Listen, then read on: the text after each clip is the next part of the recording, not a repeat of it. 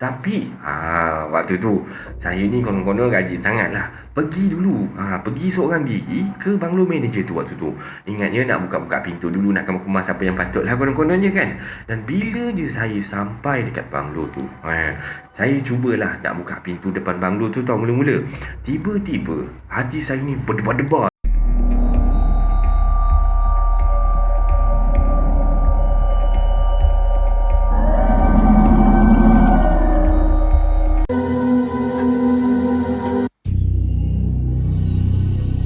Baiklah, Assalamualaikum warahmatullahi wabarakatuh dan salam sejahtera kepada anda semua. Selamat datang ke channel Kisah Seram Malaysia. Diharapkan anda semua sihat-sihat belaka lah pada hari ini hendaknya ya, insya-Allah. Baiklah, sebelum kita bermula, semua kisah-kisah yang saya akan ceritakan kat sini pada hari ini anggaplah sebagai satu hiburan sahaja. Jadinya jangan terlampau taksub ataupun terikut-ikut. Sebelum kita bermula, marilah kita sama-sama berdoa kepada Allah Subhanahu Wa Taala. Semoga Allah panjangkan umur, murahkan rezeki, berikan kesihatan yang baik dan permudahkan segala urusan kita di dunia dan di akhirat. Dan semoga Allah memberikan syurga buat emak dan ayah kita. Amin, amin, ya rabbal alamin. Jadinya, tanpa membuang masa lagi, kali ini KSM nak bawakan anda kisah bertajuk ladang. Daripada ladang-ladang lah, ladang kelapa sawit lah, macam tu lah lebih kurang kan, kisah pasal ladang. Baik, marilah kita terus ke video yang pertama dengan lafaz Bismillahirrahmanirrahim. Mari kita mulakan.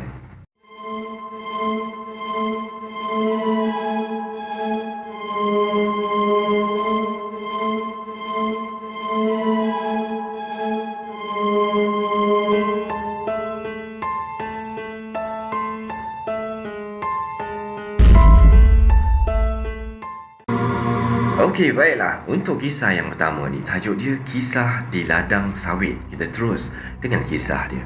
Assalamualaikum warahmatullahi wabarakatuh. Waalaikumsalam. Cerita yang ingin saya sampaikan ni mungkinlah tidak seram, tapi bahagian, orang kata sebahagian daripada pengalaman hidup saya. Dan mulanya pada tahun 2016 lah. Saya ni bekerja sebagai pekerja bawahan dekat sebuah ladang Kota Melati di Pahang sana. Dan setelah 6 bulan saya ni kerja sebagai penanam anggur yang berkaliber, orang kata tidak bekerja lah, tanam anggur kata dia. Dan masa tu saya ni diberi rumah lah dan tinggal seorang diri di kawasan perumahan staf. Dan jiran sebelah saya ni juga adalah seorang jaga dan mandor ladang serta kerani pejabat ladang. Walaupun ada jiran sebelah-sebelah, tapi saya ni kadang-kadang rasa bulu roma saya ni sentiasa tegak berdiri ketika bersendirian dekat rumah tu. Okey, pada satu malam lah, masa tu pukul dalam lebih kurang pukul 3 pagi kata dia. Dan ketika ni saya sedang tidur. Jadinya saya terjaga disebabkan terdengar seperti ada suara perempuan menangis tau. Dan suara tu betul-betul dekat tepi tingkap berhampiran dengan katil saya. Dan lebih kurang macam ni lah bunyi dia, kan?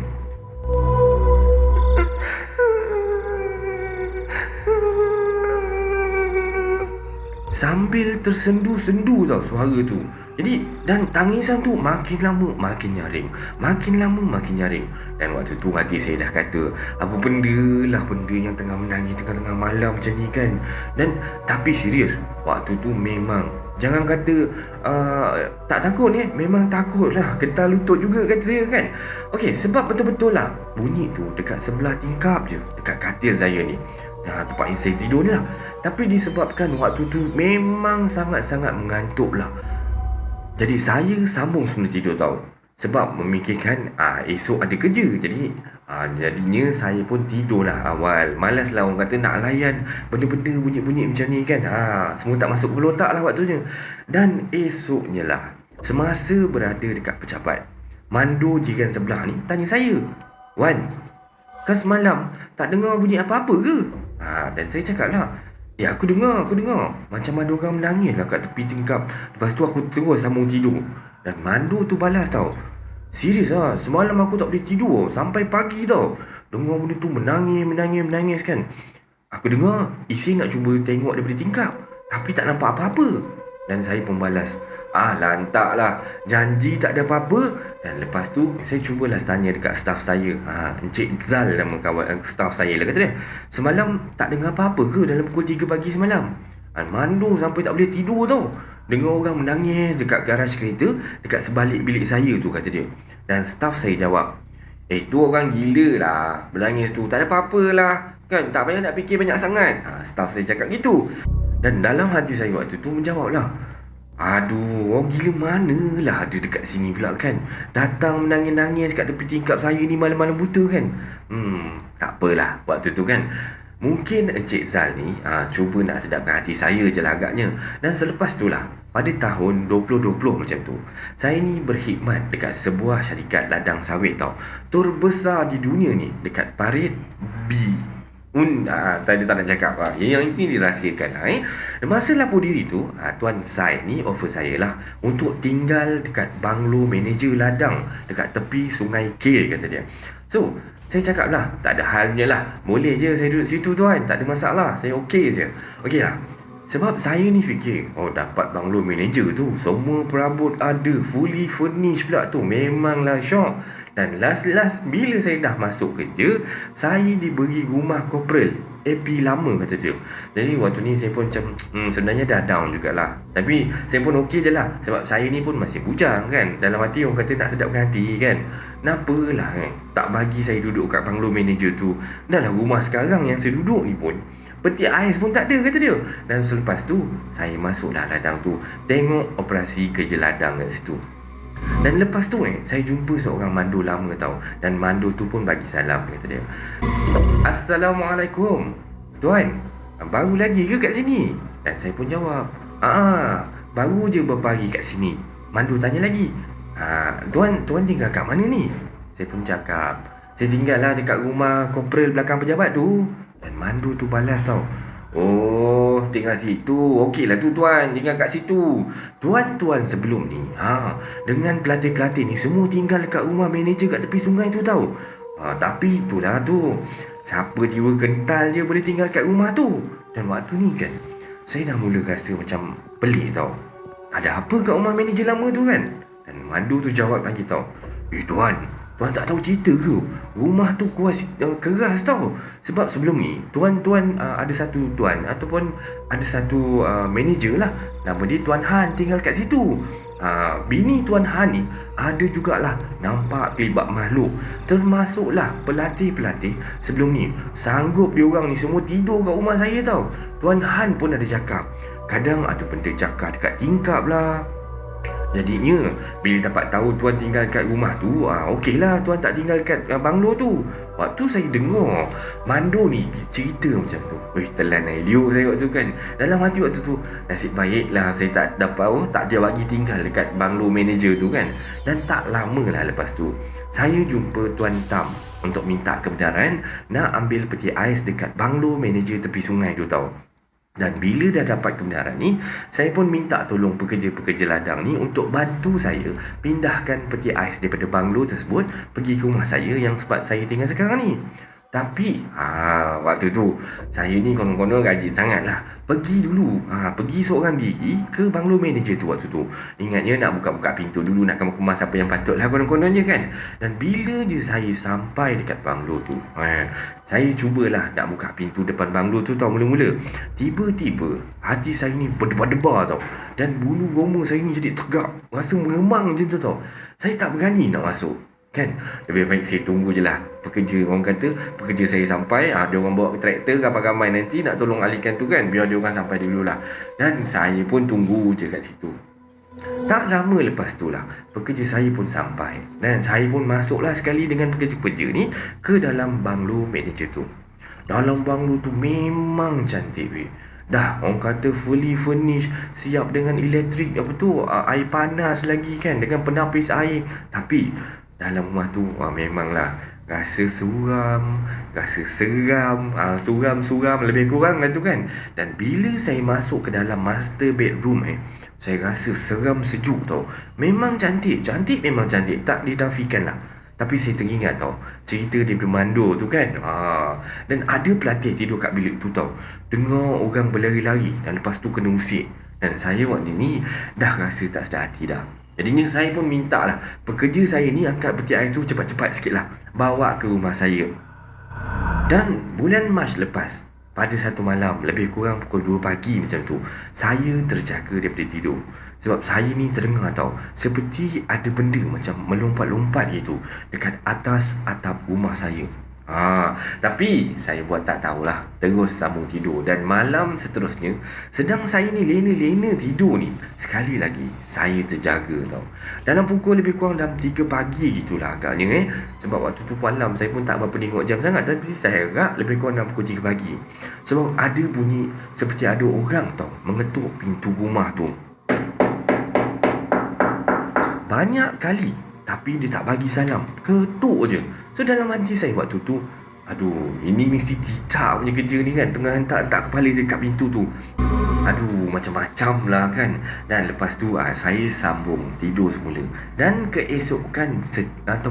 keesokannya, malam seterusnya lah sedang saya lena tidur ni, saya bermimpi ada satu makhluk berambut panjang, berserabai, berpakaian putih lusuh tau, sedang menghampiri saya.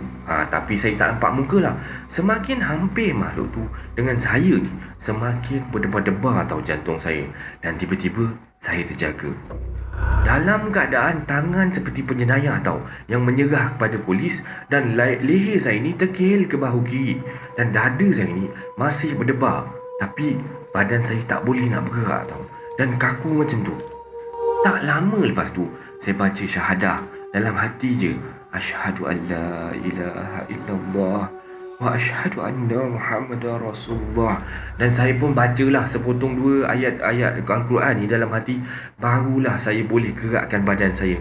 Dan lepas tu, saya tarik selimut semula dan tidur seperti biasa. Dan lepas tu, saya membuat satu kesimpulan lah. Selama 3 malam berturut-turut saya ni kena ganggu kan. Ada benda lompat-lompat atas atap lah.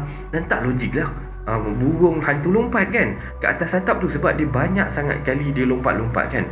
Jadinya bunyi ketuk pintu tengah-tengah malam buta lah. Mungkin kerja cik pun tu lah agaknya siap datang dalam mimpi saya lagi. Namunlah, kebanyakan cerita daripada staf-staf pekerja dan tuan-tuan ladang ni, memang kawasan ladang ni agak keras sikit dan tidak digalakkan melakukan aktiviti pada waktu malam. Tu belum lagi cerita bab pekerja kena ganggu lagi, kata dia, dekat kawasan kubur India dalam kawasan kebun sawit ni, kata dia. Dan untuk kali ni, itu sajalah yang boleh saya ceritakan. Terima kasih banyak-banyak. Okey, ini adalah kisah seram Malaysia yang pertama untuk kali ni. So, saya ada lagi kisah berkenaan dengan ladang. Kita terus dengan kisah yang kedua.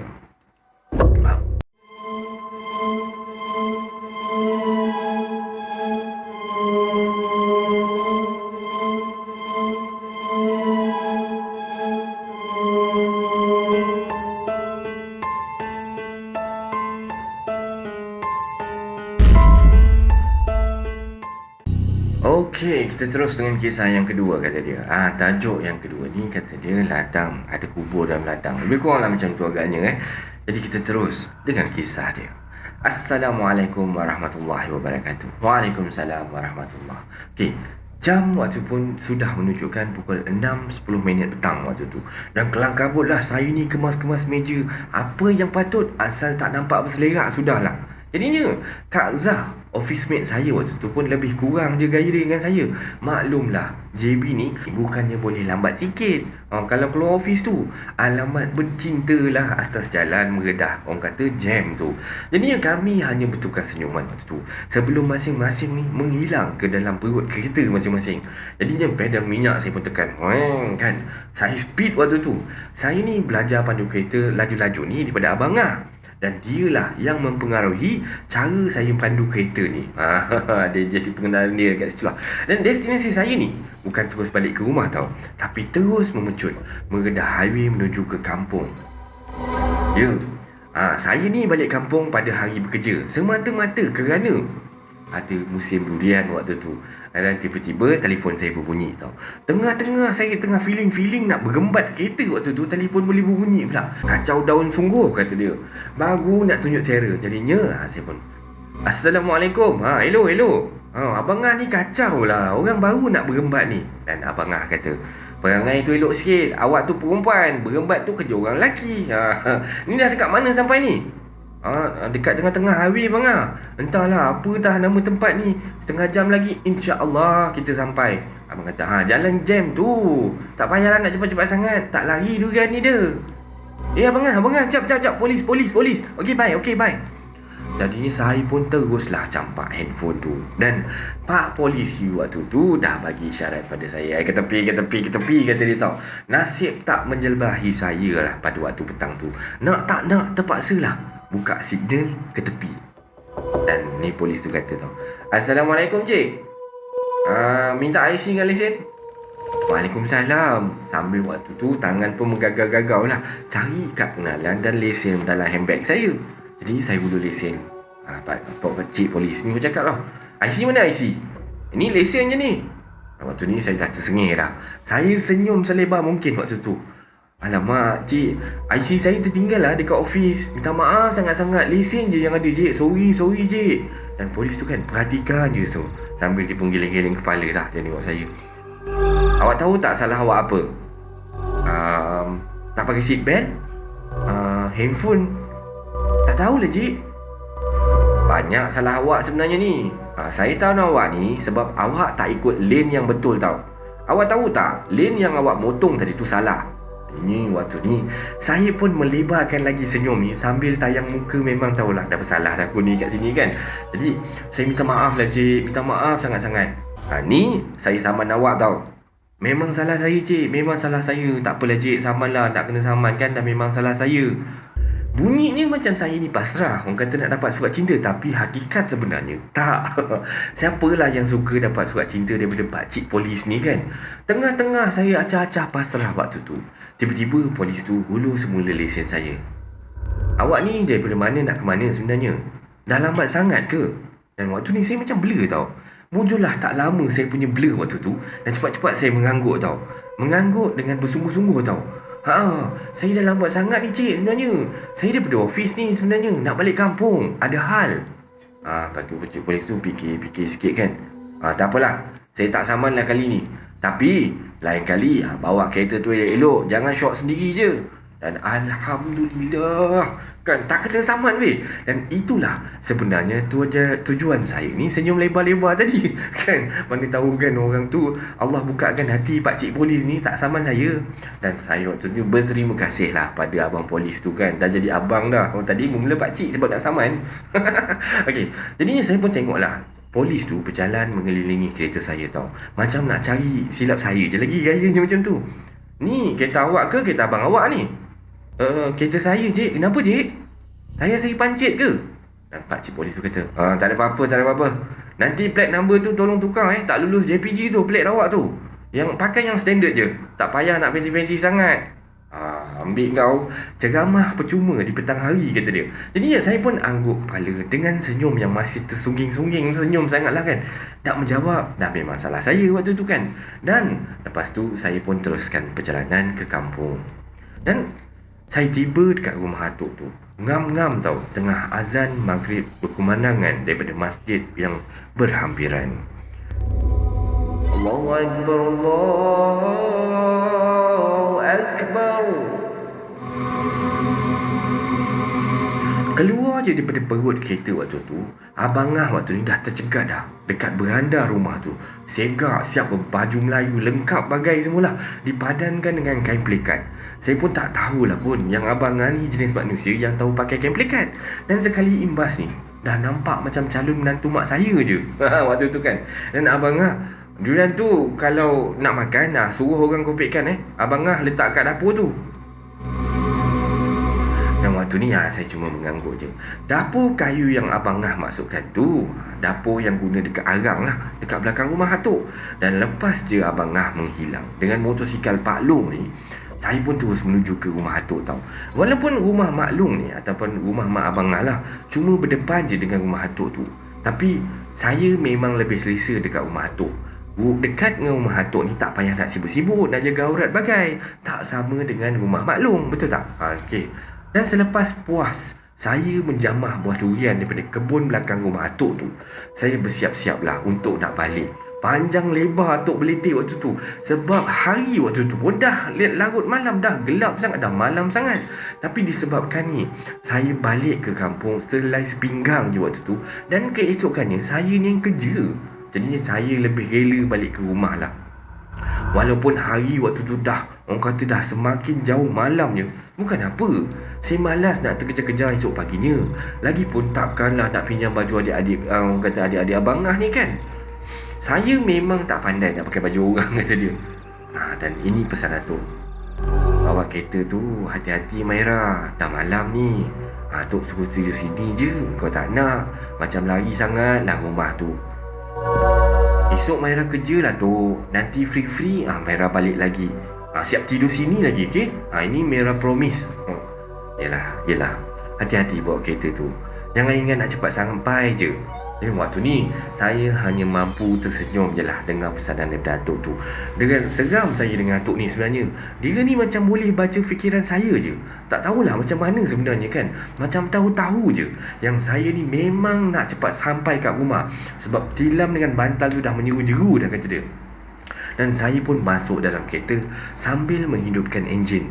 Dan waktu ni abang Ngah pesan lah, ikut jalan biasa je, jangan ikut shortcut. Dan saya cakap lagi, alah, kenapa pula?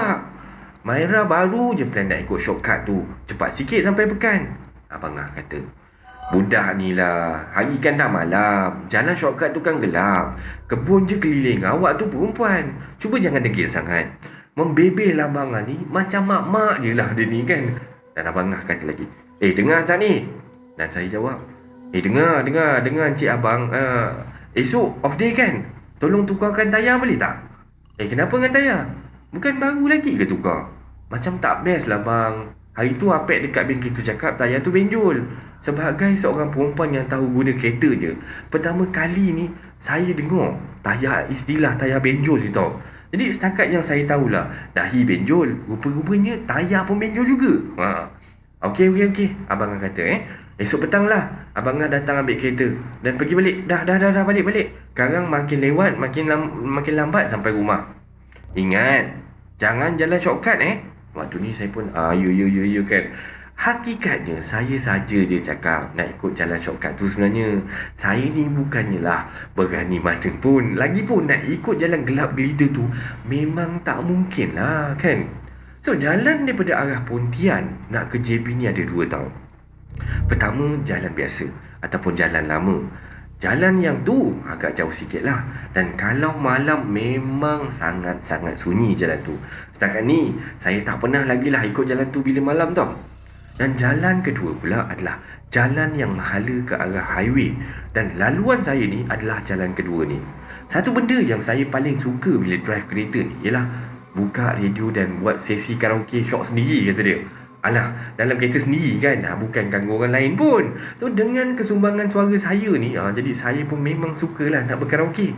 Jadinya baru je melepasi selekoh berdekatan dengan jirat Cina tu, adalah satu sekatan polis. Dan saya memang kena tahan lah. Terasa malang sungguh nasib waktu tu. Dalam sehari 2 kali saya kena tahan kan. Tapi saya macam biasalah, kena tahan polis trafik ke, polis peronda ke, JPJ ke, saya tetap dengan cara saya, katanya. Senyum terlebih gula. Mak kata orang tua-tua, untung sambut timbul, untung batu tenggelam. Jadi kalau dalam cerita sekarang ni, kalau jumpa dengan abang polis, kalau senyum terlebih ni, orang kata untung-untung tak kena saman kan. Okey. Jadi lepas bersoal jawab dengan pakcik polis ni dan dah dapat ceramah percuma apa semua, saya pun kembali meneruskan perjalanan saya. Jadinya tengah-tengah saya melayan perasaan waktu tu dengan lagu kemelut di Muara Kasih ni, tiba-tiba saya je terdengar bunyi cermin tingkap bahagian belakang ni seperti dinaikkan. Macam tu. Dan kalau ikut logik akal lah, kalaulah saya yang tertekan butang auto tu, tingkap tu, semestinya lah tingkap tu akan turun dan terbuka. Tapi ini sebaliknya. Serta-merta bulu goma saya ni terus meremang waktu tu. Dan saya perhatikan kawasan sekeliling. Ladang kelapa sawit dan ianya gelap. Dan masa tu, saya rasa memang nak menyumpah sangat tau dengan jabatan yang terlibat dengan hal ehwal lampu jalan waktu tu. Apa fungsi lah sebenarnya tiang-tiang lampu ni yang diorang letak setiap 500 meter setiap satu kalau setakat gelap tak menyala. So, dan dalam tu lah, saya duduk mengunguk tu dalam tak puas hati saya tu. Sekali lagi, saya terkejut dek bunyi letupan. Boom! Bersepah sekejap steering kereta saya waktu tu. Kesan daripada tayar kereta yang meletup tu. Nasib baiklah tak berpusing kereta saya waktu tu. Astaghfirullahalazim. Na'udzubillah min zalik. Dan saya terus pasang signal kecemasan, double signal tu, dan berhenti kat tepi jalan. Jadinya saya pun capai handphone dan terus dial nombor telefon Abang Ngah ni. Panik, takut, terkejut, semuanya saya rasa dalam satu masa waktu tu. Telefon, Abang Ngah pun jawab. Abang Ngah, tolong Abang Ngah. Tayar kereta kita meletup lah. Bayar dekat tepi jalan ni. Allahu Akbar. Dekat mana ni? Dekat belah mana ni? Abang Ngah jawab. Kita dekat area Kelapa Sawit lah. Lepas kubur Cina tu. Cepat sikit Abang Ngah. Gelap lah kat sini Abang Ngah. Dekat depan kubur Cina tu ada roadblock tau. Okey. Maira jangan keluar kereta tau. Duduk je dalam kereta tu. Tunggu sampai Abang Ngah sampai. Jadi talian pun ditamatkan waktu tu. Memang tak akan mungkin saya nak keluar daripada kereta ni, biar apa pun terjadi. Tapi bila diingatkan semula lah, cemas macam je suara ataupun bunyi suara Abang Ngah tu. Saya pun tunggu dalam kereta waktu tu. Dekat setengah jam lah berlalu.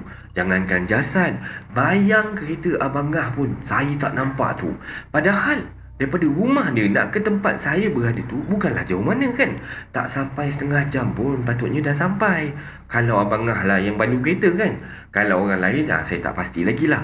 Tiba-tiba saya terpandang dua susuk tubuh tau sedang berjalan tak jauh daripada tempat saya berhenti tu. Jadinya saya waktu tu terus cek. Gelabah saya cek lock kereta, pintu kereta saya ni lock ke tak kan. Dan lepas tu saya kembali memerhatikan susuk tubuh tersebut.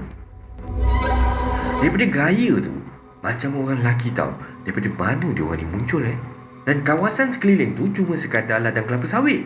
Dan rumah orang pun saya tak pernah nampak pun ada rumah kat situ setiap kali saya lalu ataupun ulang alik jalan tu.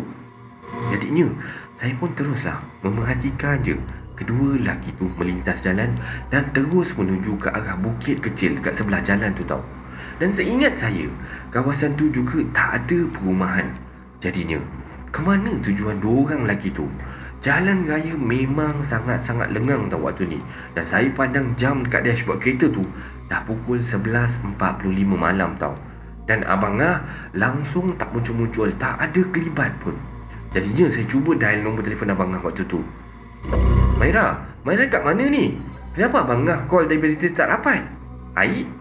Tak dapat. Saya call dia ni dari tadi. Ni okey je, tak ada masalah pun. Maira dekat tepi jalan lah Abang Ngah. Lepas je kubur Cina tu kan ada selekor tajam. Dekat situ lah. Abang Ngah dekat mana ni? Abang dah 2 kali dah pusing kat situ dah. Tak nampak pun. Saja nak kenakan abang ke apa ni? Dan waktu ni saya dah mula rasa semacam tau. Dalam keadaan macam ni, dia boleh cakap pula saya nak game dia. Weh, tak kelakar weh. Nak kenakan orang dengan cara macam ni kan. Dan tak semena-mena air mata saya ni mengalir tau. Okey, saya memang seorang yang kememeh dan itu adalah satu fakta.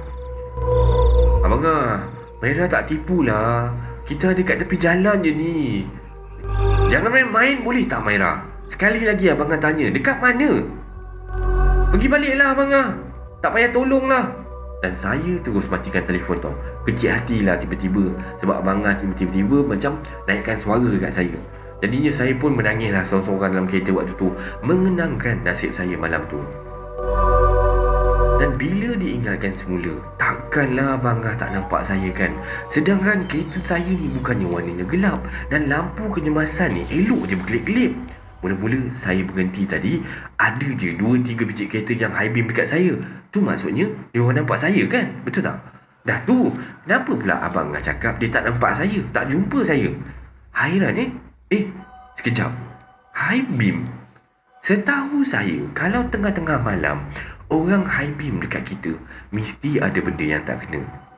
Maknanya, tak lama lepas itulah, ada satu cahaya kereta yang menghampiri belakang kereta saya tau. Dan tak lama lepas tu, muncul pula 2 motor polis lalu dekat sebelah kereta saya. Dalam sedu sedan saya ni dalam kereta ni, cermin kereta saya buka sikit. Cik okey tak ni? Tak. Dan abang Maira, sorry Maira. Waktu ni saya dah diam je, tak menjawab apa-apa. Terasa lega tau bila yang muncul tu adalah abang Ah.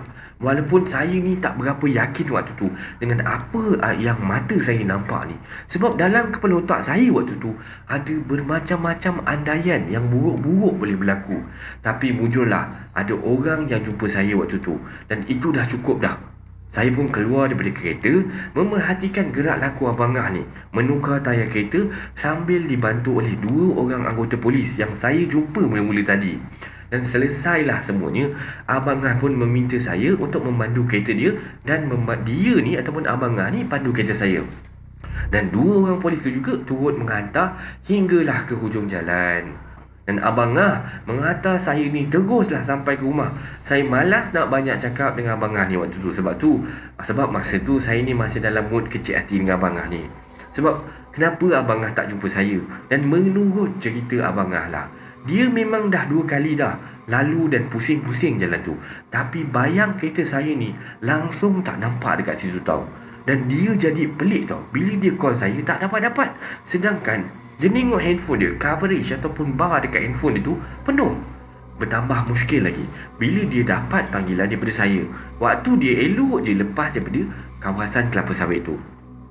Hati dia masa tu dah memang tak sedap hati dah. Sebab masa dia bercakap dengan saya tu, dia dengar tau macam ada suara lain tau yang cuba mengganggu perbualan kami. Bukan suara daripada radio tau. Sebab dia yakin yang suara tu sangat dekat, seakan berbisik. Jadinya dia terus patah balik dan menghala ke arah kawasan roadblock tu. Dia tebalkan muka dia, bertanya dekat abang-abang polis tu ada atau tidak kereta saya lalu. Dan bila pihak polis beritahu memang saya ada lalu situ, dan dia dengan senang hatinya berceritalah yang dia cari saya tapi tak jumpa. Dan disebabkan itu jugalah 2 daripada anggota polis yang terlibat sukarela tu turutlah membantu kan cari saya waktu tu. Dan macam mana boleh jumpa tau? Abang Ah dan 2 orang polis tu lalu dan masih tak nampak saya. Dan yang memang sedia tercongok betul-betul kat tepi jalan tu. Dan salah seorang daripada anggota polis tu berkemungkinanlah agak arif dalam hal ehwal alam berhijab ni kan. Jadinya mereka berhenti di bahu jalan. Dan anggota polis tersebut melaungkan azan. Dan tak lama lepas tu, barulah kelibat kereta saya ni muncul daripada pandangan dia orang. Dan menurut kata polis tu, hijab mereka ni ditutup agar tidak nampak saya yang sememangnya ada betul-betul dekat situ. Dan menurut kata polis tersebut jugalah, tak jauh daripada kawasan saya berhenti ke situ, ada tanah perkuburan dekat sebelah dalam ladang kelapa sawit tersebut. Dan mereka mungkin sengaja menyakat. Dan selama ni memang saya tak pernah tahu pun yang dekat kawasan tu ada tanah perkuburan.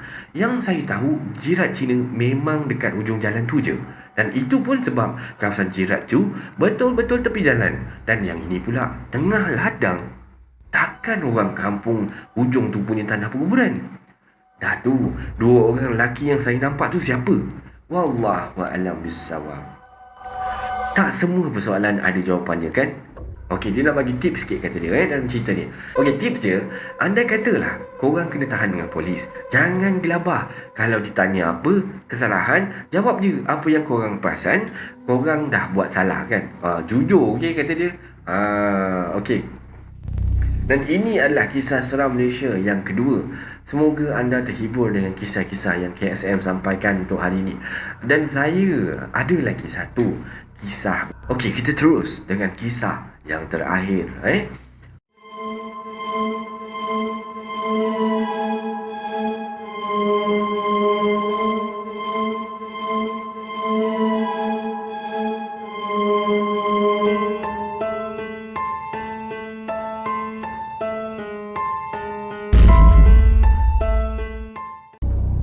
Baiklah, untuk kisah yang terakhir ni. Kisah yang terakhir ni datangnya daripada Hairi Zul. Ni cerita yang semalam ni, yang terakhir semalam tu, dia juga yang hantar. Hari ni pun cerita, dia juga hantarlah. Okey, kita terus dengan kisah dia. Nama saya Hairi. Saya tinggal dekat Ipoh Perak. Pada tahun 2020 macam itulah. Saya ni mengidap penyakit kerosakan buah pinggang. Dan masa tu memanglah tak larat sangat. Nak buat itu penat, nak buat ini sakit, semua benda. Yelah, orang dah sakit kan, terbaring je. Nak buat apa benda pun tak kuat. Dan masa tu jugalah ada 3 gangguan yang datang.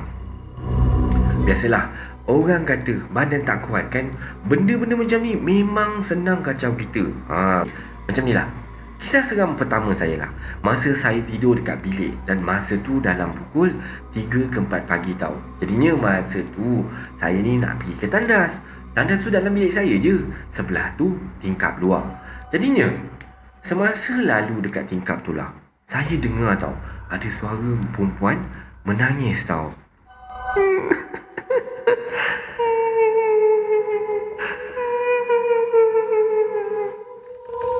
Sebanyak 3 kali tau.